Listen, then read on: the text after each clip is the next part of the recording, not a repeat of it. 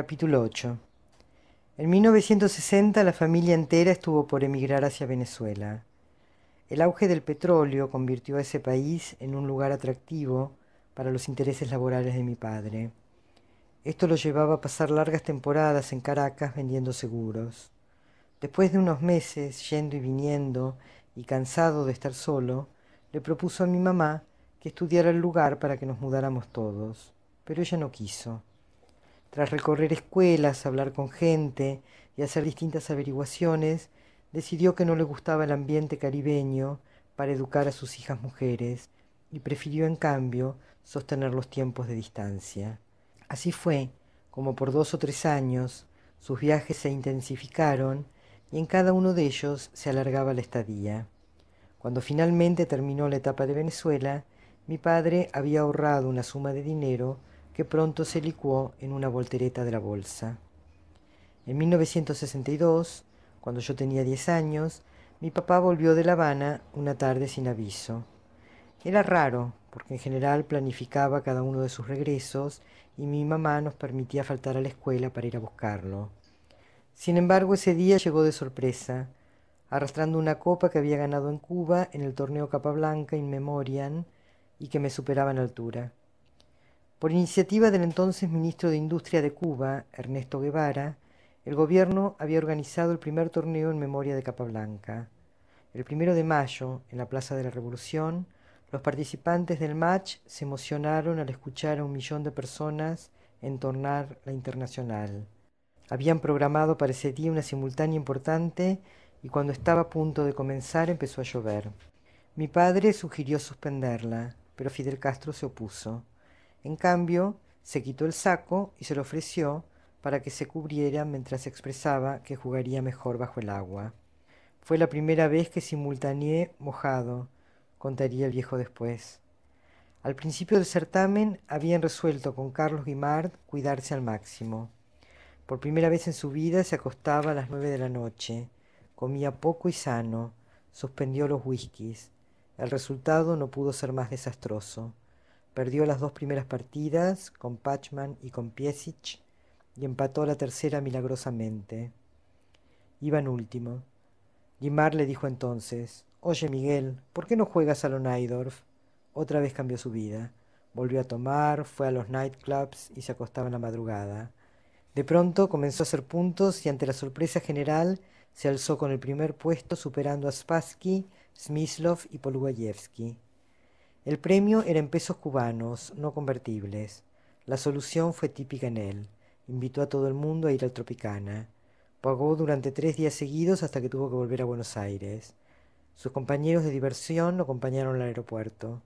Allí, para gran sorpresa de todos, el Che Guevara apareció con intención de saludarlo y le entregó $200 para cubrir el exceso de equipaje, culpa del gigantesco trofeo que cargaba. El Che le guiñó un ojo al darle el dinero, ya que sabía que la compañía aérea no le cobraría nada y que el avión haría escala en Curazao, en donde había un casino que seguramente querría visitar. A los pocos días de llegar a Buenos Aires me pidió que lo acompañara a una salida, lo que no era para nada frecuente, y quizás por eso lo recuerdo. Fuimos hasta un departamento en donde nos recibió un matrimonio mayor, a quienes entregó un paquete con cartas y fotos. La charla, aburrida para mis 10 años, me hacía desear que terminara pronto, hasta el momento en que mi papá preguntó si alguna vez habían tenido algún problema. Solo el día que pusieron una bomba en el hall de la planta baja, comentó la señora. Felizmente fue detectada a tiempo porque si no hubiera volado la manzana entera. Eran los padres del Che. Luego de ganar el torneo en memoria de Capablanca, el Che me invitó a jugar 10 simultáneas a ciegas contra el equipo ministerial. Acepté. Él ocupó el tablero número 3. Participaron Raúl Castro, hermano de Fidel, el capitán Osmani Cienfuegos, sobrino de Camilo, el comandante Alberto Bairo y otros. El Che era un jugador bastante fuerte. Prefería el juego agresivo y dado a los sacrificios, pero bien preparados. Con él llegué a estar un poco mejor y le ofrecí tablas. Las rechazó. «Mire, maestro», me dijo, «siendo estudiante de medicina perdí contra usted en una exhibición que dio contra 15 tableros en un hotel provincial de Mar del Plata, y ahora prefiero la derrota o buscar el desquite. Acepté la invitación a la lucha y tuve que ganarle». Si bien se consideraba político y definitivamente nunca fue comunista, siempre admiró al Che y a la Revolución cubana. Valoraba a la gente apasionada, quizás porque se reconocía en ellos. Fue en ese mismo viaje en que jugando una partida a ciegas no aceptó las tablas de uno de sus contrincantes sin saber que se trataba de Fidel Castro. En los casos en que uno juega con un líder político, lo mejor es ofrecer tablas, explicaba al recordarlo. Así evitas problemas y de paso quedas bien. Hablaba con conocimiento de causa. No era la primera vez ni la última en la que se enfrentaría con una personalidad de la historia. Jugué con el Shah de Irán, Nikita Khrushchev, el mariscal Tito y Perón, con el único idioma que conozco, peón 4 rey, peón 4 dama. Con Churchill jugué en una simultánea. Discutimos sobre una jugada, pero con mucha cordialidad. Tenía esa sencillez que suele provocar la adhesión de los pueblos a un líder, como Perón, sencillo y de una amplitud extraordinaria. En una ocasión, al llegar a un país africano, fue casi secuestrado por un negro corpulento que le obligó a subir a un auto lujoso. A pesar de las explicaciones, no entendía bien qué pasaba. Se dio cuenta de lo que ocurría cuando el coche lo dejó en una mansión imponente en donde lo esperaba un príncipe fanático del ajedrez que quería jugar con él. De un viaje posterior a Cuba se trajo una mesa de ajedrez que le regaló Fidel Castro en respuesta a un elogio que hizo mi padre de ella durante un torneo. Es un mueble grande e incómodo que llegó por barco hace ya muchos años. Desde el principio fue un trastorno.